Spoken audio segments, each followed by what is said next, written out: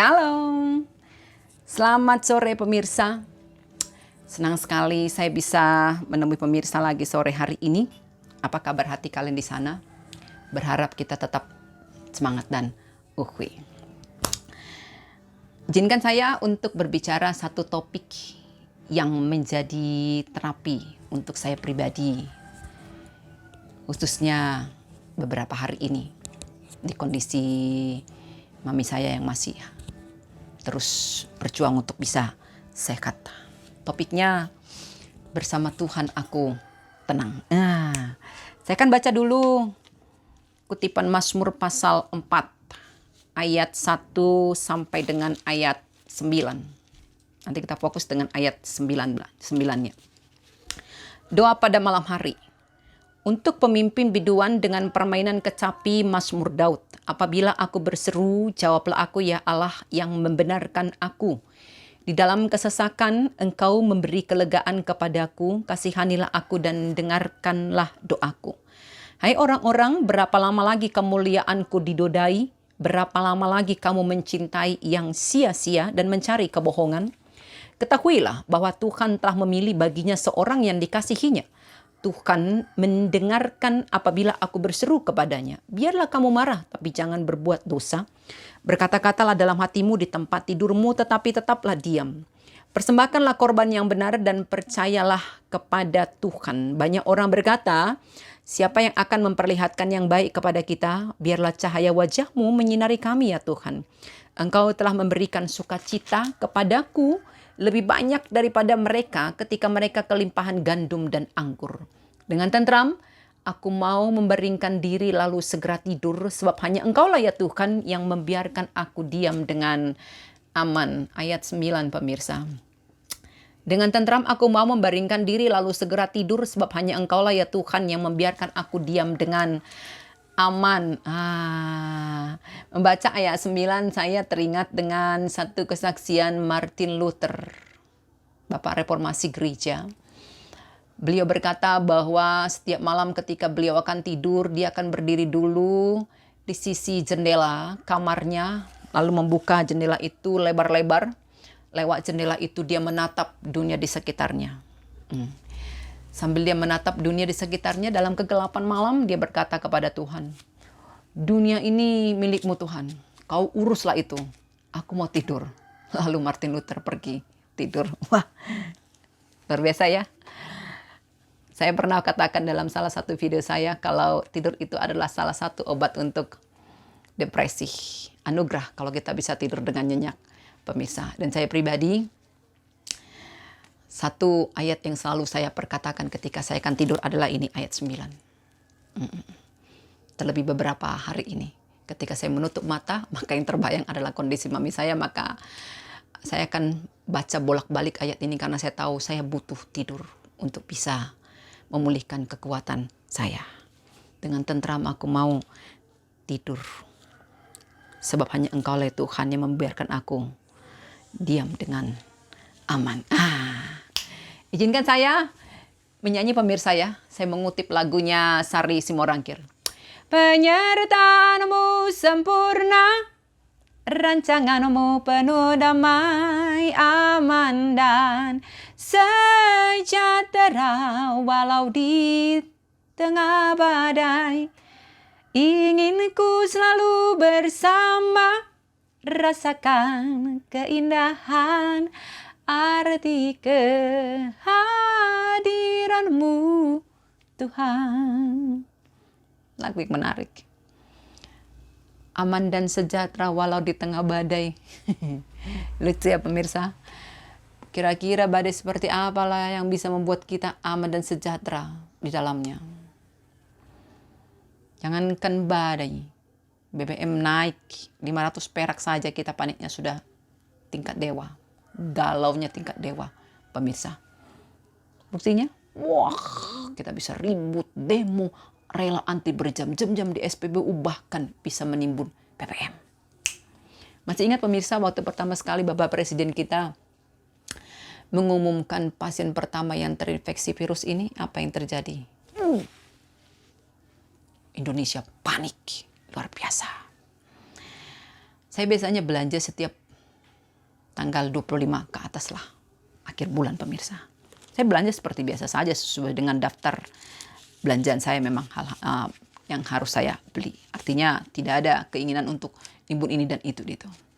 Ketika saya ke tempat tisu basah, saya setiap bulan beli tisu basah Kasam.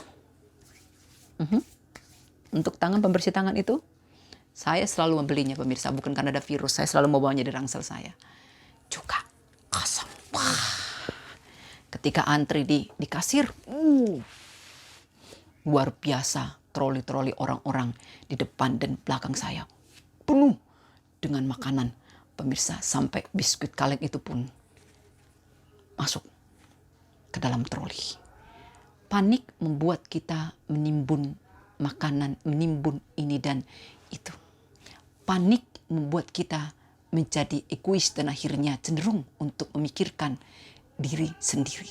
Bagaimana caranya menyelamatkan diri sendiri. Hampir 2 bulan sudah pemirsa. Kita masih berada di pandemi ini. Bagaimana kondisi Anda? Dengan kebijakan stay at home, lalu ditambah dengan kebijakan PSBB, bagaimana kondisi Anda? Makin galau, makin panik, atau akhirnya berada di titik pasrah? Sudahlah, karena kenyataannya apa? Dengan pandemi ini, terbukti seluruh pengetahuan kita, teknologi kita, semua kesombongan, semua apapun yang kita miliki, harta, deposito sebanyak apapun, tidak bisa melakukan apapun. Kita benar-benar harus di rumah dan berdiam diri. Yes. Tahukah pemirsa, pasal 4 dari Mazmur ini merupakan ungkapan syukur, perdamaian, kepercayaan pemazmur di tengah-tengah penderitaan dan tantangan hidup. Artinya, ketika pemazmur mengalami tantangan dan pergumulan hidup, dia mengucap syukur, dia menyatakan, menyaksikan kepercayaannya kepada Tuhan yang dia imani akan membebaskannya dari pergumulan tersebut. Kenapa? Karena pemazmur sudah mengalami di sepanjang kehidupannya kasih setia Tuhan yang tak berkesudahan. Dan berdasarkan pada pengalamannya di waktu yang lampau akan kasih setia Tuhan itulah, ketika dia diperhadapkan lagi dengan satu tantangan, dengan satu pergumulan, dia punya keyakinan bahwa kali ini pun dia akan berkemenangan. Pergumulan itu, tantangan itu pasti akan berlalu. Dengan kata lain, dia tidak membiarkan setiap pergumulan atau tantangan itu mengalahkan dia, tapi dia mengambil keputusan untuk berserah kepada Tuhan yang kasih setianya sudah dialami sepanjang kehidupannya. Luar biasa ya. Kalau membaca kesaksian atau pengalaman pemazmur ini, saya jadi teringat dengan satu tokoh yang buat saya pribadi sangat luar biasa, Ahok. Di masa-masa dulu dia menghadapi begitu banyak tantangan, demo, kemudian ancaman terhadap nyawanya sendiri dari orang-orang yang membencinya. Ahok tenang.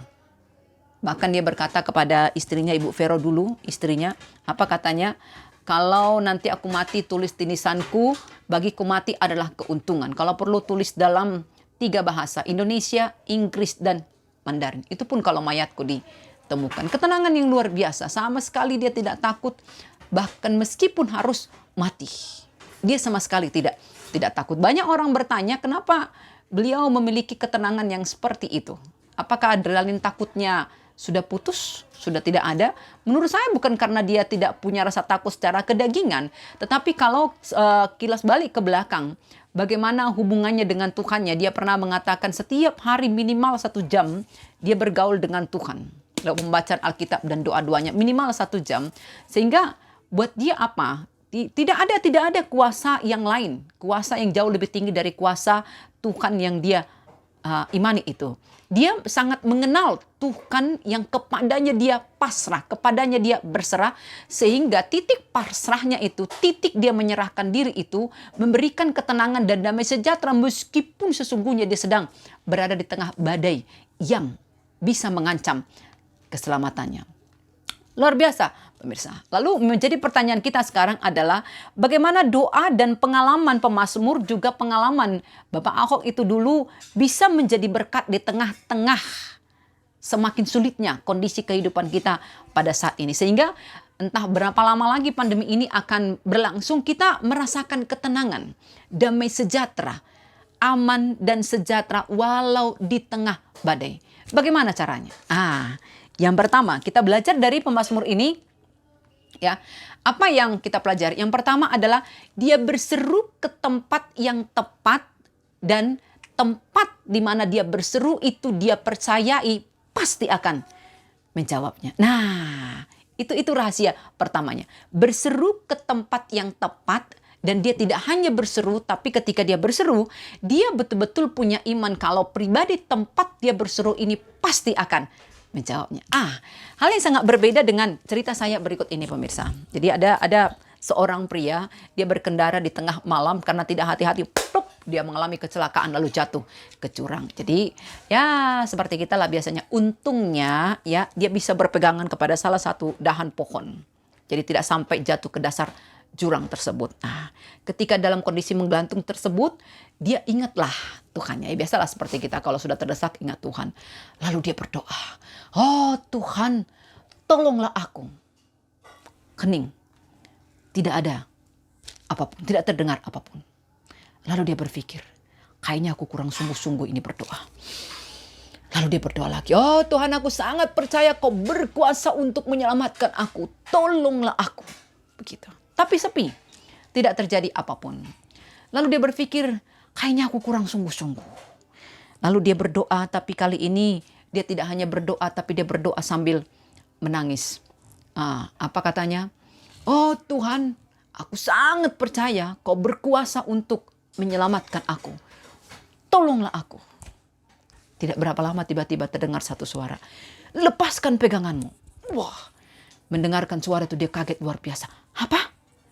Lepaskan pegangan? Ketika hanya inilah yang menjadi pengharapan terakhir. Aku selamat, tidak jatuh ke jurang dan mati. Lalu kamu nyuruh aku melepaskan pegangan? Gila kali. Lalu dia mengatakan lagi, "Ada orang lain gak di atas?" Begitu. Kening, sunyi, tidak terdengar apapun. Lalu sampai pagi, ketika matahari pagi menyeruak dari balik pepohonan di dalam jurang tersebut, pria itu menemukan tempat di mana dia tergantung. Di mana pemirsa? Ternyata cuma 1 sentimeter dari dasar jurang. Tapi karena dia tidak percaya kepada Tuhan yang dia berseru itu, akhirnya dia menggelantung semalaman di dahan pohon tersebut. Pemirsa, rasanya tidak berlebihan kalau saya mengatakan ada banyak kita yang seperti itu, seperti pria ini. Ketika kondisi sulit kita memang berseru kepada Tuhan, tetapi kita tidak berseru dalam titik pasrah, titik berserah, titik iman. Kita berseru karena kita tahu ya, biasanya orang yang sulit ya memang begitulah berseru kepada Tuhannya. Agama mengajarkan seperti itu sejak dari zaman kecil. Tapi kita tidak berseru dengan penuh kepasrahan, penuh penyerahan diri. Kita tidak berseru dalam iman kepada Tuhan yang kita sebutkan namanya dalam doa-doa kita. Hal yang sangat berbeda dengan seruan pemazmur ini. Seruan permohonannya cukup mendesak, tapi dia panjatkan dengan penuh kepercayaan. Dengan kata lain, dia tak izinkan seluruh penderitaan pergumulannya yang sangat mendesak itu merebut fokusnya kepada Tuhan yang dia percayai. Justru semakin mendesak pergumulannya, semakin dia fokuskan hatinya kepada Tuhan yang dia percayai itu. Pemazmur memohon supaya doanya didengarkan tidak hanya sekali saja, tapi pemazmur meminta supaya dia selalu didengarkan setiap kali dia berdoa. Nah, pertanyaan saya adalah, kenapa pemazmur begitu sangat berani meminta supaya dia didengarkan setiap kali dia berdoa? Yang saya katakan tadi, sepanjang kehidupannya dia sudah mengalami kasih setia Tuhan. Dengan kata lain, dia sudah mengalami bagaimana doanya dijawab oleh Tuhan, bagaimana Tuhan mendengarkan doanya, dan ketika dia bermohon lagi, dia punya iman. Kalau kemarin aku dengarkan, maka sekarang pun pasti akan didengarkan. Kesannya sepertinya pemazmur ini lebay ya. berlebihkan, ya pede banget begitulah. Tapi buat saya itulah iman, saudara. Iman yang kemudian memberi keberanian. Artinya buat saya, mengimani Tuhan memberi saya keberanian bahwa ketika kalau kemarin saya didengarkan, maka hari ini pun saya akan didengarkan. Besok dan lusa pun saya akan didengarkan. Jadi bukan kesombongan, bukan, tetapi keberanian untuk datang kepada pribadi yang saya kenali dan yang saya imani pasti akan memberikan perhatian kepada saya. Menarik sekali pemirsa, kalau kita amati dalam Mazmur pasal 4 ini, pemazmur mengatakan Allah yang membenarkan aku. Apabila aku berseru, jawablah aku, ya Allah yang membenarkan aku. Mari kita bandingkan dengan Mazmur 17 ayat 1. Dikatakan seperti ini. Dengarkanlah Tuhan perkara yang benar, perhatikanlah seruanku, berilah telinga dan akan doaku dari bibir yang tidak menipu. Allah adalah kebenaranku, Tuhan kebenaranku. Apa artinya, pemirsa? Allah kebenaranku artinya Allah yang membenarkan aku, yang menyatakan aku tidak bersalah melawan segala tuduhan palsu dan fitnahan. Tadi kan pengalaman ya yang dialami oleh pemazmur dalam pasal 4 ini, dia mengalami fitnahan, dia mengalami tudingan, dia mengalami tuduhan dari orang-orang di dekatnya dan dia diragukan oleh orang-orang yang di dekatnya. Tetapi dia mempercayai kalau Tuhan membenarkannya, ya Tuhan akan membuat dia benar terhadap setiap tuduhan palsu dan fitnahan itu. Ya, kapan hal itu terjadi? Kalau kita menyimak lagi ya, 1 Raja-Raja pasal 8 ayat 31 pemirsa. Di situ dikatakan, seseorang yang diperhadapkan ke pengadilan diwajibkan untuk mengangkat sumpah dengan mengutuk dirinya sendiri di depan mezbah Tuhan. Dengan kata lain, kalau benar dia tak bersalah, maka Tuhan akan bertindak memberi pembalasan kepadanya sesuai dengan kebenarannya. Artinya, bukan dia lagi yang berperkara dengan orang-orang yang menudingnya, tetapi Tuhan yang padanya dia telah bersumpah. Dia akan berperkara dengan Tuhan itu. Nah, kalau peribahasa kita mengatakan berani karena benar, takut karena salah. Jadi, karena pemazmur yakin dia tidak bersalah ya, dan dia percaya Tuhan akan membenarkannya, maka dia mengatakan, ya Allah yang membenarkan aku. Bukan karena dia benar tanda kutip, tetapi karena dia percaya Tuhan akan membenarkannya, karena memang dia tahu dia tidak seperti yang dikatakan oleh para pemfitnah yang tadi. Itu yang selalu saya katakan pemirsa, selalu bolak-balik saya katakan, posisikan dirimu di posisi yang tepat untuk Tuhan jangkau, maka Anda pasti akan mengalami apa yang Anda imani. Anda akan menerima apa yang Anda imani. Pemazmur tahu persis penderitaan yang dia alaminya itu diizinkan Tuhan terjadi bukan untuk membuatnya jatuh dan tergeletak, tetapi untuk membuatnya berdiri menjadi seorang pemenang. Itu sebabnya dia tidak mau setiap pergumulannya itu membuatnya terjebak mengasihani dirinya sendiri, tapi sebaliknya dia pakai itu untuk memberikan sebuah keberanian kepada dia menghadap kepada Tuhan yang dia imani dan dia kenali itu. Yes. Saya katakan tadi, itu sebabnya pemazmur lebih suka fokus kepada Tuhan yang akan membela perkaranya daripada fokus kepada setiap rasa sakit karena pergumulan yang dia alami dari orang-orang di dekatnya itu. Mari perhatikan kembali ayat 4. Apa dikatakannya di ayat 4? Tuhan mendengarkan apabila aku berseru kepadanya, berseru dalam iman. Iman yang berani saya pinjam kata bertaruh untuk diselidiki oleh Tuhan, sehingga Tuhan menemukan dia di posisi yang tepat untuk Tuhan jangkau dan Tuhan menangkan. Artinya menjadi beda ceritanya kalau misalkan kita berseru dibebaskan dari kesesakan yang dengan sengaja kita ciptakan sendiri. Jadi contohnya pemerintah sudah katakan stay at home, tapi kita dengan sengaja berkeliaran di luar, wah dengan begitu sombongnya, lalu kita akhirnya terinfeksi virus itu. Lalu setelah terinfeksi kita berseru-seru kepada Tuhan. Itu beda ceritanya. Kenapa? Kita dengan sengaja mencari masalah atau persoalan untuk diri kita sendiri. Tetapi ketika pemazmur berseru, dia tahu persis itu diizinkan Tuhan terjadi kepada dia, dan di posisi tersebutlah dia berdiri dengan penuh keberanian kalau Tuhan pasti akan membebaskan dia. Karena memang bukan dia yang mencari masalah untuk dirinya sendiri, tapi orang yang mencari masalah untuk dia sendiri. Oke, ya. Lalu, bukankah seharusnya pemazmur ya, kalau memohon itu, kalau kata kami orang Batak, ya, kalau minta itu tangan harus di bawah, meminta dalam kerendahan hati. Betul. Saya katakan tadi pemazmur bukannya meminta dengan kesombongan, bukan. Dia meminta dengan kerendahan hati. Berdasar pada apa?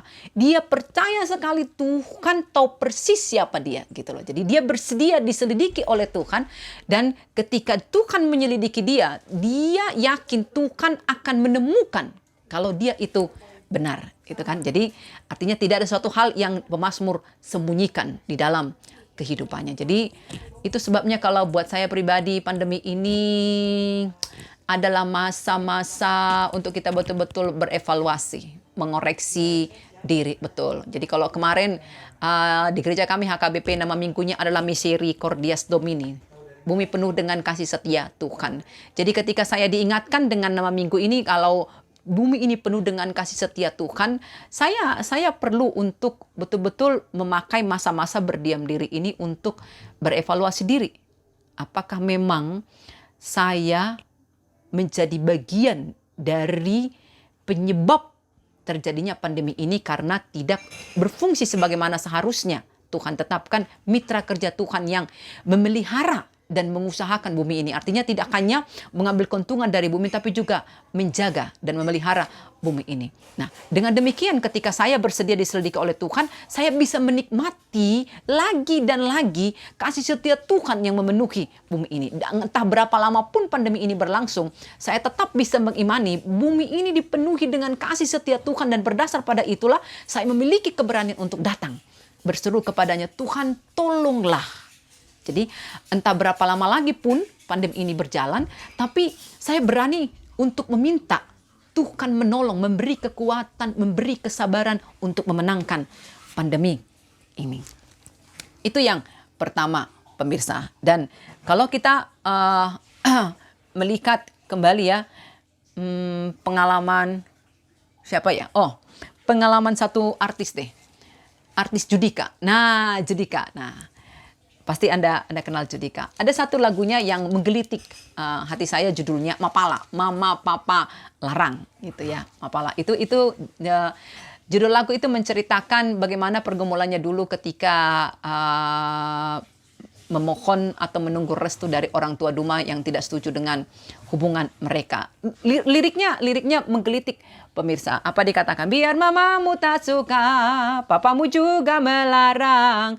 Walau dunia menolak, ku tak takut. Tetap ku katakan aku cinta dirimu. Lucu memang, ya. Kalau kita sendiri demi meraih sesuatu yang kita tahu pasti sebenarnya itu sama panahnya dengan kita, tapi kita memiliki kekuatan dan keberanian yang luar biasa. Lalu kenapa kepada Tuhan kita tidak memiliki keberanian yang seperti itu, pemirsa? Kenapa kita tanda kutip ya takut menghampiri tahtanya? Takut untuk meletakkan seluruh perkara kita di bawah kaki Tuhan. Kenapa? Padahal kita tahu persis Tuhan itu tidak fana. Tuhan itu abadi, Tuhan itu kekal, Tuhan itu pribadi yang maha sempurna. Jadi ketika satu dua hal menyerang kita, iman kita langsung, kita mulai bertanya, betulkah Tuhan ada? Begitu. Padahal contohnya seperti Judika tadi, ya kan? Dia bisa berjuang dengan luar biasa demi seorang yang sama panahnya dengan dia. Tapi kalau pemirsa bertanya kenapa dia bisa berjuang dengan luar biasa? Saya katakan kepada Anda karena memang dia kenal siapa yang dia perjuangkan. Dia tahu hati Duma sama seperti hatinya. Cinta yang dimiliki Duma sama seperti cinta yang dimilikinya. Dengan kata lain, dia tahu persis apa yang dia perjuangkan. Nah, itu yang menarik buat saya.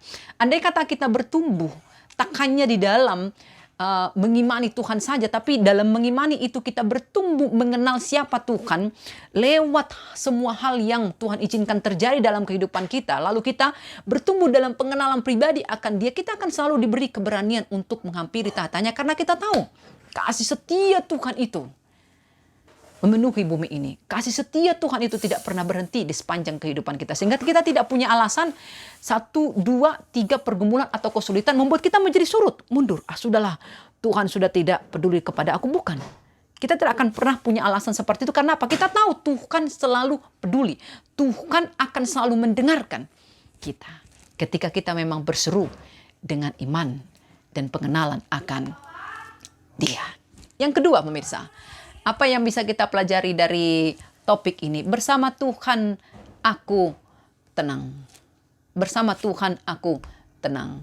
Kapan kita bisa merasakan ketenangan dan kedamaian yang sesungguhnya? Jadi tidak karena situasi dan kondisi sesuai dengan keinginan kita lalu kita menjadi tenang. Tapi ketenangan karena kita tahu. Karena kita tahu siapa yang bersama dengan kita dan siapa yang menopang kita. Kapan? Persis seperti pemazmur ini. Dikatakan ya, engkau telah memberikan sukacita kepadaku lebih banyak daripada mereka ketika mereka kelimpahan gandum dan anggur. Apa maksudnya pemirsa? Betapa pentingnya kita menghitung hal-hal baik, menghitung berkat-berkat Tuhan. Seperti lagu di Kidung Jemaat, berkat Tuhan mari hitunglah. Sering sekali terjadi ketika satu pergumulan, satu masalah kita hadapi, kita langsung drop. Karena apa? Kita fokus kepada pergumulannya sehingga kita tidak mampu menghitung berkat-berkat Tuhan sebelum pergumulan itu ada. Bahkan berkat Tuhan ketika pergumulan itu sedang kita hadapi. Saya pribadi sangat bersyukur memiliki saudara-saudara yang luar biasa dengan semua keterbatasan yang kami miliki. Sehingga meskipun hanya saya seorang yang jauh dari mami kami yang tidak punya kesempatan untuk melakukan sesuatu, melihat mereka, saya tenang. Karena saya tahu mereka melakukannya dengan tulus. Mereka melakukannya dengan ikhlas. Mereka melakukannya karena mereka mencintai orang tua kami. Itu yang membuat saya tenang, pemirsa. Jadi, menghitung berkat-berkat Tuhan. Dan apa yang membuat saya tenang meskipun saya tidak bisa melihatnya di kondisi seperti sekarang ini. Karena saya tahu lebih dari kondisi sekarang ini pun sudah pernah dilewatinya. Pergumulan yang jauh lebih besar dari kondisi ini, pergumulan yang berbeda dia sudah lewati dan Tuhan izinkan dia berkemenangan. Pengalaman bersama dengan Tuhan yang kami alami di keluarga kami, kemenangan demi kemenangan melewati banyak pergumulan, itu yang membuat saya berani mengatakan, kali ini pun Tuhan pasti akan menolong. Jadi itu sebabnya saya tidak mau kondisi sekarang ini merebut sukacita, merebut kekuatan, merebut fokus hati saya kepada Tuhan. Saya suka sekali dengan tuturan Habakuk. Kalau pemirsa pernah membaca Habakuk pasal 3 ya, ayat 16. Dikatakan seperti ini, dengan tenang ku nanti hari kesusahan. Kalau pemirsa membaca kitab Habakuk, kondisinya di situ sedang krisis, ekonomi, sosial, politik, agama, semuanya dalam kondisi krisis. Tapi Habakuk mengatakan dengan tenang ku nanti hari kesusahan. Apa karena dia stres? Karena semuanya sudah dalam kondisi krisis? Bukan. Bukan karena dia stres. Tapi rahasianya adalah di Habakuk 3 ayat 19. Apa rahasianya? Allah Tuhanku itu kekuatanku. Nah, di situ dia pemirsa. Allah Tuhanku itu kekuatanku. Artinya Habakuk tidak mau fokus dengan situasi dan kondisi di sekitarnya. Dia fokus kepada Tuhan yang dia imani dan dia kenali. Dan itulah yang membuatnya tenang meskipun sekitarnya krisis. Luar biasa ya. Pemirsa, pahamilah kadang cara dan jalan Tuhan menolong kita itu tak terlihat. Kita berpikir Tuhan sudah meninggalkan kita, padahal tidak demikian. Kenapa? Karena ketahuilah, bumi ini penuh dengan kasih setia Tuhan. Kemanapun engkau pergi, bumi ini penuh dengan kasih setia Tuhan. Dan saya selalu bilang kepada mahasiswa saya atau orang-orang yang ada di rumah pelayanan saya, House of Grace, ketika mereka misalnya mengeluh tentang tempat pekerjaan yang lebih baik, apapun itu, saya bilang, kenapa kau ragu pada Tuhan? Kalau orang-orang di dunia ini selalu mencari tempat basah artinya tempat yang wah, gajinya bagus lah, pekerjaannya oke lah, itulah disebut tempat basah. Saya katakan bumi ini semuanya tempat basah. Basah oleh kasih setia Tuhan. Sehingga bahkan meskipun kau dilemparkan ke padang gurun pun kau akan jadi. Kehadiranmu di padang gurun akan membuat padang gurun itu menjadi tanah kehidupan. Karena apa? Ya memang bumi penuh dengan kasih setia Tuhan. Sebabnya hakikat dari anak-anak Tuhan apa? Bukan tempat yang memberkati mereka, tapi mereka yang memberkati setiap tempat di mana mereka berada. Karena apa? Mereka imani bumi ini penuh dengan kasih setia Tuhan. Bersama Tuhan aku tenang. Saya katakan tidak ada hal yang mengkhawatirkan saya pada saat ini. Termasuk kondisi mami saya. Saya tidak khawatir. Karena saya tahu dia berada di tangan yang tepat. Hidup atau mati, dia berada di tangan yang tepat, tangan penciptanya. Saya hanya memohon Tuhan kasih saya kesempatan untuk bisa bertemu dengannya. Dan saya percaya Tuhan mendengarkan permohonan saya dengan cara dan jalan Tuhan. Ya, dengan cara dan jalan Tuhan dia akan menjawab saya dan juga keluarga. Bersama Tuhan aku tenang. Dengan tenang aku membaringkan diri karena aku tahu Tuhan akan menjaga. Aku aman. Meskipun di sekitarku ada badai, tapi balik lagi. Ayat 9, pemirsa. Tuhan membiarkan aku diam dengan aman. Bersama Tuhan aku tenang. Bersama Tuhan Anda juga akan tenang. Karena Tuhan yang kita percayai itu adalah Tuhan yang luar biasa. Yang tidak bisa dibandingkan dengan apapun dan siapapun. Tetaplah terhubung dengannya pemirsa. Karena kasih setianya tetap ada di sepanjang kehidupanmu. Salam sehat, tetap happy. Michael Mahita semangat dan uhuy.